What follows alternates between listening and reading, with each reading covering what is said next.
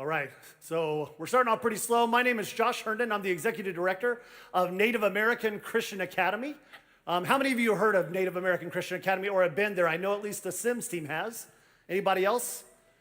We are a K through 12 boarding school, actually a hybrid school with a boarding option.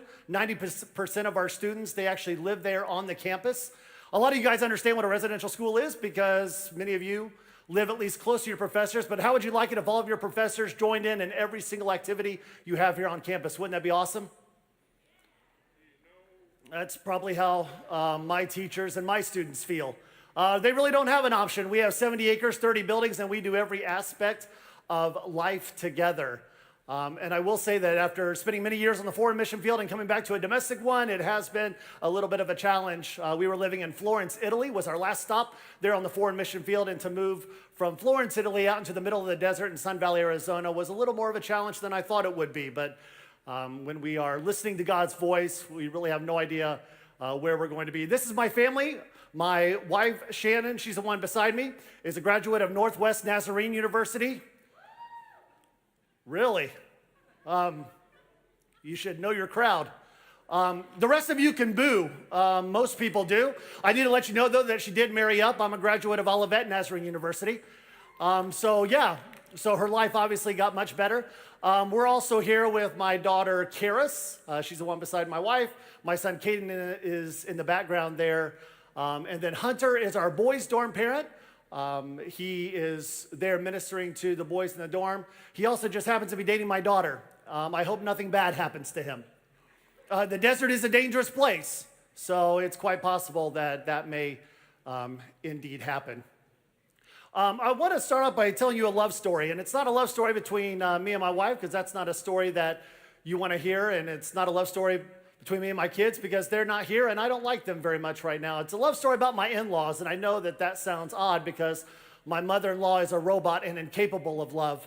My in-laws have this horrible habit of coming and visiting us over the Christmas break no matter where we lived there in Europe. We served in many different countries in Spain, Greece, Romania, and Italy.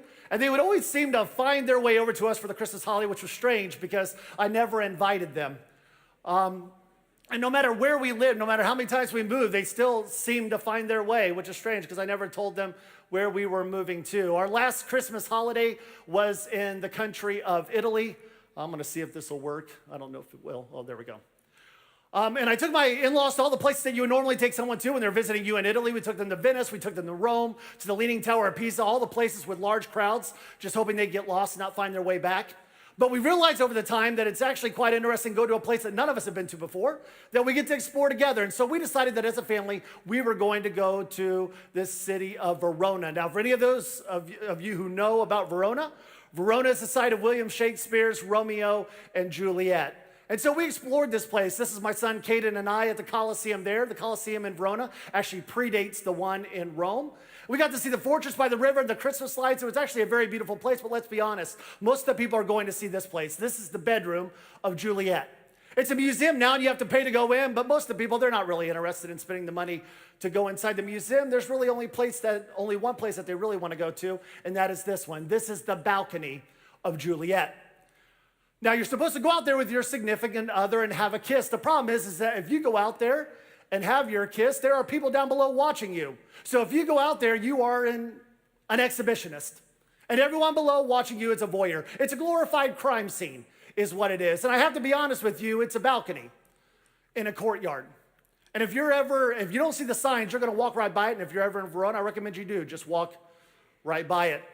My wife and I, though, we're there. We go out, we have our kiss, and we come back in, and now it's my in-laws' turn. They're going to go out there, and I'll have to be honest with you, I was quite concerned because while I was out there, I didn't really check the balcony very well, and I thought, man, if they're going out there, if there's a broom, my mother-in-law is going to climb right aboard and go shooting off into the sky, writing warning messages like Surrender Dorothy. But you know what? I left in God's hands. I let them go out. They go out there, they have their kiss, and they come back in. I'm actually very close to my in-laws, probably as close to my father-in-law as I am to my own dad, and he comes in and stands in front of me, and I can see that there are tears in his eyes, and that's really quite a strange sight because my father-in-law is not typically an emotional guy, and I knew that something had happened on that balcony, being out there with the woman that he had been married to for so many years, and at least 4 of those years happily married, that whatever advice he was about to give me, I was going to listen, and it takes him a while to gain his composure, and finally he does, and he puts his hand on my shoulder and looks at me and says, Josh, had there not been so many people down below, I could have thrown her off. Missions have been a part of our lives for a while now. We started off as volunteer missionaries in the country of Guatemala, and I'll be honest with you, it didn't go very well. Our daughter was 18 months old at the time, and she almost drowned in a decorative fountain as we left her in the care of 3 Guatemalan girls, all under the age of 10, as they set her on the ledge, wave at us from across the market, letting us know that everything is okay, as she tumbles over backwards, head first, into the water down below. We were almost stoned to death by monkeys in this jungle, going to visit the ruins of Tikal, as they threw fruit on top of our heads. We realized after being there that maybe we shouldn't be missionaries in Guatemala, and honestly, maybe we shouldn't be missionaries at all. But it was 3 years later that we get our first assignment to the country of Spain. We lived in the center of that country in Madrid, but up in the northern part of Spain, there's a trail that goes all the way from the southern border of France, clear across the northern border that leads to this place. You're supposed to walk this trail for months in order to get to this location. Now, you can probably tell by looking at me that I'm not someone who enjoys walking hundreds of miles. Also, I was one of those fancy missionaries. I had a car, so I was able to drive right to the parking lot of this cathedral, and that's what I did. I'll be honest with you, though, most people don't go to the cathedral. They actually go to see what's inside. Down below is the ruins of St. James. Legend has it that after the ascension of Christ, as the disciples begin the Great Commission work, that James goes over to Western Europe, the place that we know today as Spain. He goes there and begins to tell the story of everything that he learned in those years that he spent with Jesus. As he begins to tell them the gospel message, only 4 people come to accept that message. James gets a dream that he's supposed to go back and check on his brothers in Judea, and so that's what he does. And as he arrives, he's captured by Herod and his men and is executed as the first of Jesus' disciples martyred for his faith. Those 4 followers come over, grab his body, and bring it back down the trail to where it rests today. I often wonder how James and those 4 followers must have felt.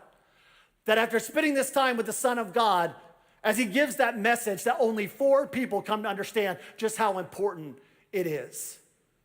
Yet when we land in Spain in 2010, the signs of Christianity are everywhere. There are large cathedrals in the big cities. Even the small towns have chapels that are there.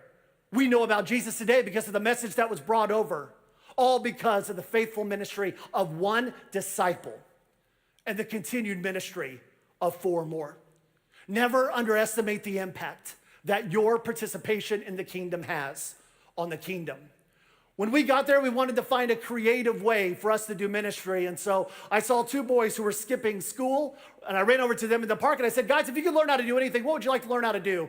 They said, we'd really like to learn how to play baseball. And I had played baseball as a kid, but I never really thought about that as an outreach. And so I went looking for equipment, realized there was none in the country of Spain, at least not where I could find it. And so I knew that if we were going to do this, that I needed help.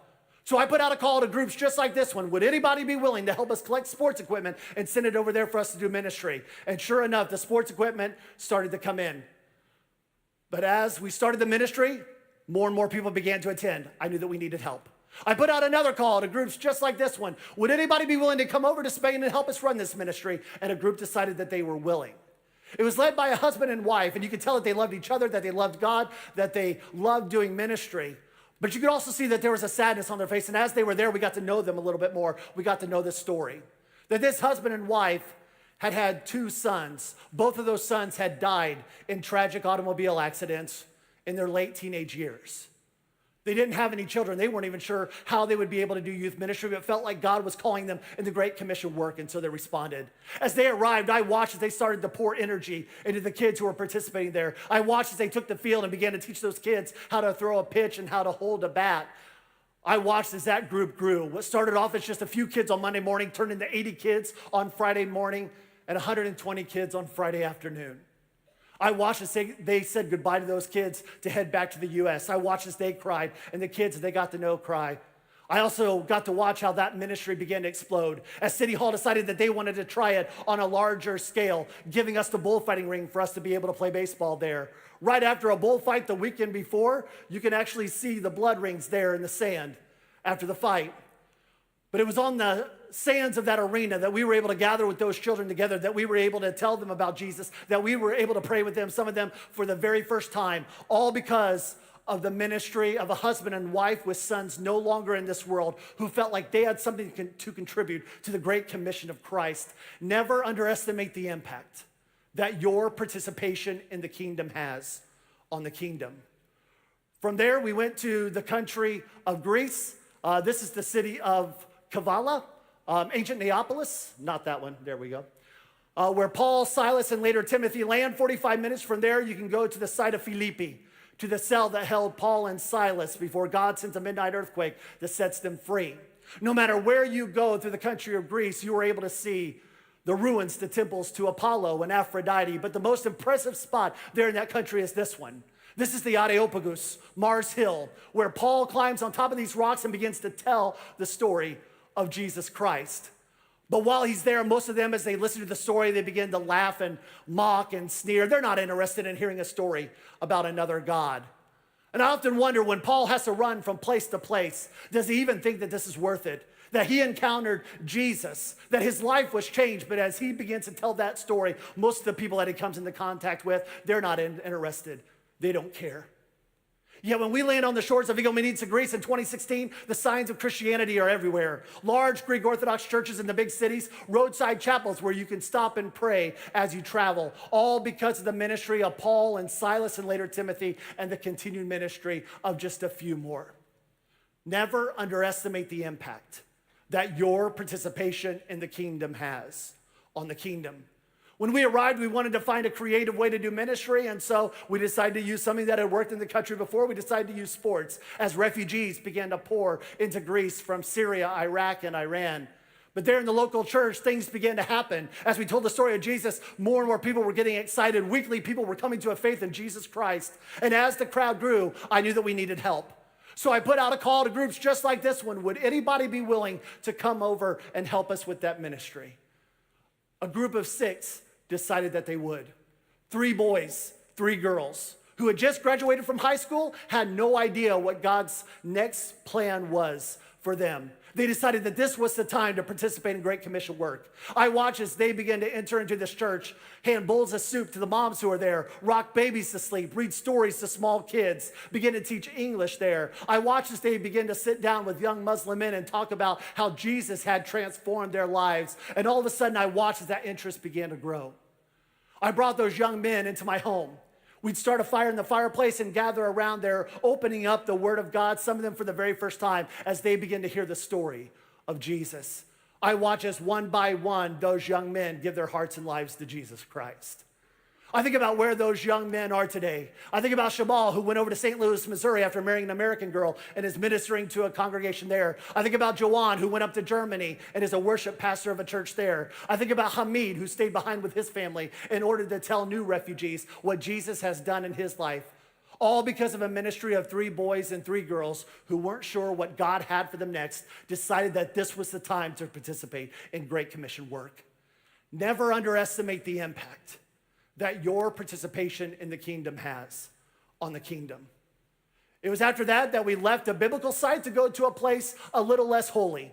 As we moved to the middle of Transylvania, 30 minutes from Dracula's castle, which you see here. I will tell you that the stories about Dracula are not as evil as we have been led to believe, but the stories coming out of Romania are. As we work with survivors of human trafficking down in the capital of Bucharest, working with young Roma gypsy communities up in north, many of these girls are the ones who are identified. They're the ones who are trafficked. Not having families at home, they make easy targets for the traffickers. We have a Church of the Nazarene there in the town of Sigmandru, decided that that's where we were going to pour in our energy. We decided to use sports with the community being mostly children. And as we began to do that, I realized that we needed help. So I put out a call to groups just like this one. Would anybody be willing to come over to Romania and help us with this ministry? And a group decided that they were willing. Before they come, I get a phone call. It's a district team. They come from different churches, and they've all gathered together at the airport, and I get that call. Josh, we have a problem. We don't really know each other very well. Some of us know each other, but we're also learning each other, for some of us for the first time. There's an elderly couple on this team. Both of them, husband and wife, are both 85 years of age. That's not really the problem. We've seen them participate in ministry before. The issue is that we knew that the wife had an Alzheimer's diagnosis, and it's much worse than we thought. In fact, here at the airport, she's having a panic attack. She has no idea who any of us are, why we're getting ready to board a plane, why we're going into the middle of Transylvania. She's really starting to lose it, Josh. I don't know what we're going to do. And I also start to panic a little bit. As you can see from here, we are in the middle of nowhere. There's no hospitals, no clinics. There's even a bear in this woods that we have to watch out for when we go and play baseball. How are we going to take care of an 85-year-old woman with Alzheimer's? Then I have another problem. Even as that team begins to land, I go there to make sure everything is ready. Our sports ministry is for ages 6 to 16. And wouldn't you know it, that all the siblings go home and start telling their 3 and 4 and 5-year-old siblings that maybe they should come and play baseball too. I knew that this was going to be a liability, and I start to get angry and frustrated. How could this all go so completely wrong? This is going to be the worst work of witness dream ever. But wouldn't you know it, that as that team begins to land, they begin to pour in their energy into the kids that are there. The kids start to fall in love with this group. They begin to fall in love with them. And God starts to do something even more miraculous. I watch as this 85-year-old woman takes the field and does her best to teach those kids how to throw a pitch, how to hold a bat, and now it's time for a game. She realizes that running the bases is no longer in her wheelhouse. She decides to sit this one out and goes and sits in our makeshift dugout there in the dirt on the ground. She lowers herself to the ground, and all of a sudden, God does something even more incredible. I watch as those 3 and 4 and 5-year-old kids who I thought were really going to mess up this ministry, I watch as they gather on either side of her, as they sit down on the ground beside her, as they link arms, they climb on her back, they hug her neck, and she begins doing the only thing that she remembers from her childhood growing up in the Church of the Nazarene. She just starts singing hymns to them. I'm standing on the pitcher's mound, and all of a sudden I feel convicted as I look over at that scene and realize that this woman, who I thought was going to be a liability for the team, ends up being the hands and feet of Jesus to those kids that I never could have been, all because she decided to participate in Great Commission work. Never underestimate the impact that your participation in the kingdom has on the kingdom. From there, we left to go to our final international mission spot in Firenze, Florence, Italy. A place where many of the disciples had to give up their lives in order to share the good news. You can look inside the cell that held both Peter and Paul before their executions there in Rome. Everywhere you look, you see the sacrifice that needed to be made in order to share that gospel story. And I wonder how many of those disciples, as they went around that country, as they sat in the cell, as they ate their last meal and prayed their last prayer, spoke their last word, breathed their last breath,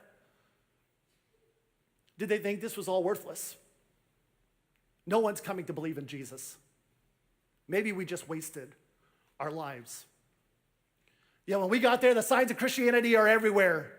Sanctuaries sit on the tombs of those very disciples, a testament to the sacrifice that was made, all because they were willing to give everything they had to share the good news of Jesus. Never underestimate the impact that your participation in the kingdom has on the kingdom. As we were ministering to the churches there, I asked them if they could help in any way, and there was a church outside of Rome in the city of Civitavecchia. It's an older congregation. I asked if they needed help. They said, Josh, we can't take care of our own church. It's falling down around us. If you could find anybody that'd be willing to help, we'd really appreciate it. So I put out a call to groups just like this one. Would anybody be willing to come over to Italy and help us reconstruct this church? And a team decided that they were willing. 3 weeks before the team was supposed to arrive, I get a call from the team leader. She said, Josh, you know that I have cancer. She had been fighting it for a long time. In fact, she had actually led a team over to Romania a day after getting her chemo treatment. She was on a plane doing her best to teach sports to a Roma community there. She said, Josh, I really want to come again, but things are much worse in my life. The cancer spread.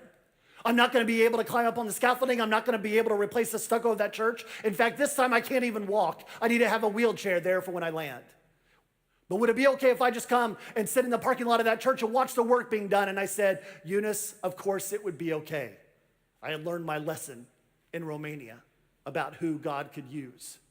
I go down to make sure that everything is ready. A German pastor named Ludwig, who ministers in that church with his Italian wife, he said, Josh, I need you to come with me. Someone in the church asked that the next time you come down, would you go to his house and pray for him? So I get into Ludwig's car and off we go to the house of Jonathan. We knock on the door, Jonathan lets us in, and we take a seat at his table. He looks at me and says, Josh, I just found out that I have cancer. And it's so fast and progressing that it's already spread to my brain. And Josh, I know what that means. I know that if they're going to treat it or if they're going to do an operation, that I'm going to lose my ability to do anything. And I don't want to do that. I just want to die in my right mind. I'm a new Christian. I was really hoping that there was more that I could do for the Great Commission of Christ, but I think my time is done. I looked at him from across the table. I said, Jonathan, you can decide to do whatever you want. Just make sure that whatever decision you make, you're in the center of God's will. And I watched as the tears begin to stream down his face.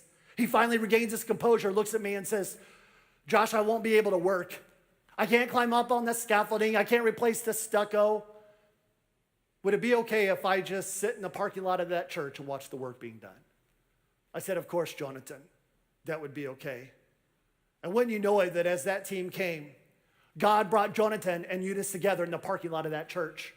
They started talking, and what started off as minutes turned into hours. Those hours turned into days as Eunice begins to pour stories into Jonathan about how she had seen God's faithfulness in her life. I had watched his ministry there begin to explode because of the team that was working there, that the men's ministry that only had 8 people in attendance grew to 22 literally overnight from Sunday to Monday because of what this team did. The day after that team left, at that Sunday morning service, Jonathan came up to me and told me that after his conversation with Eunice, he decided that he had more to give to the gospel message of Christ, that he was going to listen to the doctors, he was going to hear them out, and if there was any treatment that could be done, that he was willing to do it. I need to tell you that today, Eunice is no longer with us. She's in the arms of her Savior. But Jonathan's ministry in Civitavecchia, Italy, continues because she decided to participate with the few days that she had left, to participate in Great Commission work. Never underestimate the impact that your participation in the kingdom has on the kingdom. It was a struggle for us to leave the foreign mission field, to come and lead a domestic one. And I began to realize that this ministry to the Native American community, to the First Nations of the Four Corners, that kids who didn't have much at home, who didn't have moms and dads there, who were being raised by grandparents, that they needed a place where they could hear about Jesus, a place where they could gather and know that they're loved and cared for. We knew that we were going to educate and disciple these students for Christ. But as I began to get the kids excited about going home, as they go home every other weekend, I realized that they weren't excited, that life back home was not what they wanted it to be, that they would much rather be at the school than go anywhere. And I said, we need to do more than that. We need to be able to take care of our kids, but we also need to be able to reach out into their homes. We don't want school to be the most important part of their life. We want to bring that family together. We want them to be proud of their heritage. So we're not just going to educate our students, we're going to engage our families, and that's what we started to do. Differing from a lot of other boarding schools to the Native American community, we decided that the family was also going to be welcome in our school. We started to invite them to every party that we had, to Heritage Week, to our fall festival. Even I tried my hand at a Thanksgiving dinner just to see how that would go. We turned our gymnasium into the North Pole to do a Christmas party there. And I watched as they began to understand that this was a place where all of them were welcome. I knew that we needed to do more. Around us is a community that is suffering. In the middle of the desert where nothing grows, we needed to take care of them as well. So we decided we were going to educate our students, engage our families, but we were also going to empower our community. Freely you have received, freely give. So every Wednesday we open up our storehouses, even being a nonprofit with very little support, that we were going to share with the community who is in need around us. All of this being done, though, in order to encounter our Creator. I don't know what it is that God is asking of you. It is quite possible that you are already serving in the Jerusalem and the Judea where he has planted you. And if you are involved in ministry, I pray that you would give that ministry everything that you have. Maybe he's calling some of you here to serve in the ends of the earth. Maybe he's calling you into foreign missions for you to take our place in Spain or Greece or Romania or in Italy. Maybe he's asking you to come and serve in our Samaria, working with the indigenous population of the Four Corners region. But whatever it is that God is asking of you, I pray that you would be attentive to his voice, that you would listen to what it is that he's asking of you, that you would go where he is sending you. Every single one of you here has education experience gifts, strengths, and abilities that are desperately needed to do Great Commission work all over the world. Every single one of you is being called. Every single one of you is prepared for whatever it is God is asking of you. Never underestimate the impact that your participation in the kingdom has on the kingdom. Let's pray. Father, for this group that's here, I pray that you would just remind them that they are being called, that they have something to contribute to the work that you have called each and every one of them to do. Maybe they don't even know where that's at, or maybe they have complete clarity. And Father, if they are right where you want them, if they are participating in the ministry that you have for them, I pray that you would just remind them of that they are exactly where they need to be with you. I pray that the fruit that comes from that ministry would just increase, that they would be constantly reminded that they are exactly in the center of your will. Father, there may be some here who are struggling with a call to something else, that you're asking more of them. And maybe they have absolute courage to do it, and there's even some excitement, they just don't know how to start. Maybe some of them have fear about what this means. But Father, I pray that you would remind them right now that you're not just a God who calls and then just leaves us alone, abandons us to do whatever it is you're asking us to do, but that you are a God who goes before us to prepare the way, and that you walk beside us as we go. We're not alone in this.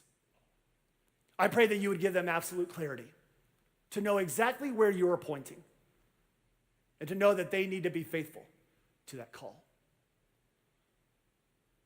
Father, I pray for every single one of them here, that they would experience you in a very real way, and to know that they can be your hands and your feet, your heart and your voice in whatever community you send them to, that they have gifts that are absolutely necessary to do your kingdom work.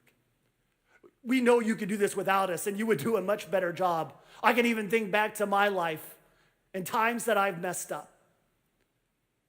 But Father, you could even use our failures to bring people closer to you. Remind us that we're called. Remind us what we're called to. Prepare us for whatever direction you send us. We love you, knowing that you first loved us. And we pray this in your name. Amen. God bless you.